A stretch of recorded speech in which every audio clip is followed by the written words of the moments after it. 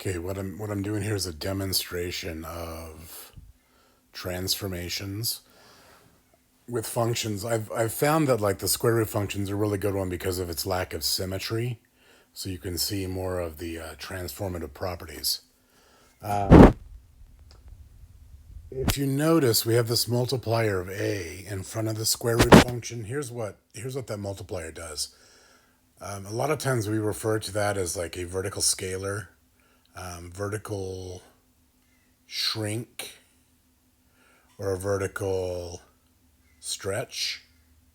And all it's really doing is it's just changing the y values. Like in this case, it's multiplying every single y value by 3.1. If that a value is between 0 and 1, then it just shrinks the function. It makes the y values multiply by these numbers, like 0.2, which in effect just pushes it closer to the x-axis. If I make the a value negative, not only will it scale the vertical, it will also invert it. So we call that negative in front of the a value a reflection across the x-axis. So using desmos, you can see a couple of things at once where I'm scaling and I'm reflecting. Let's go back to 1, which is our most basic parent form. And as you can see, like we're hitting at 1, 1 and 4, 2. All right, so next, what I would look at are maybe the h and k transformations. The k transformation is pretty easy to see because that's just a vertical translation. And really all that means is like every single y value along that line is getting moved either up or down by whatever the value of k is. In this case, every single y got pushed up by 2 units. Or I could push every single y value down by negative 0.6 units. It's a vertical translation. That's basically how k operates when we're dealing with function transformations. The next one I would look at is h, which is the horizontal translation. And notice up in the parentheses, we have x minus h. So if this were in the formula, it would say x minus 2.2. But as you notice, we moved to the right 2.2 units from where we started. We started at the origin. And as we make h bigger, it's pushing it to the right. But there is a negative in the parenthesis.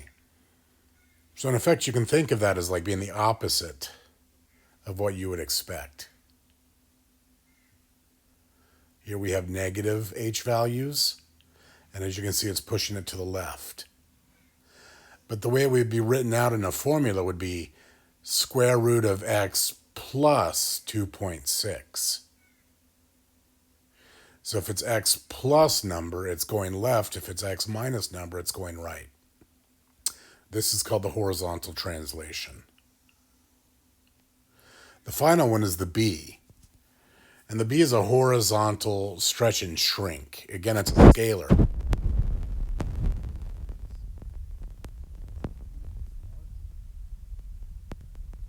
It's making the whole thing more vertical. But what it's really doing is it's shrinking the x's.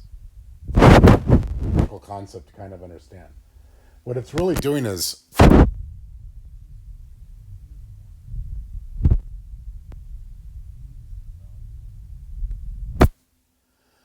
then each of the x's, like we have x of 1, x of 2, x of 3. Those are all full width.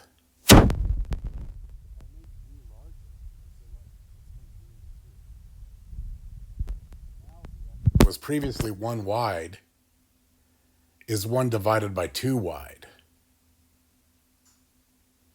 And the x value that was previously 2 is now 2 divided by 2, so it's 1.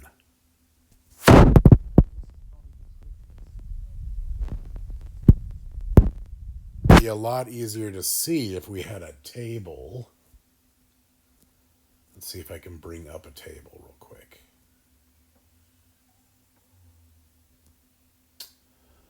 Of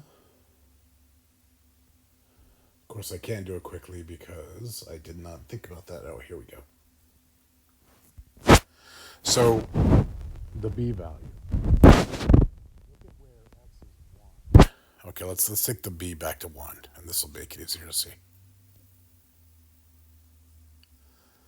When the b is 1,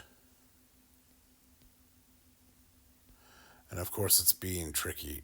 I'm having a hard time getting it on there. When the x is 1, the y is 1.04. So the b is 1.1 in this case. Watch as b gets larger. As b gets larger, f of x also gets larger, but not the same way you might think.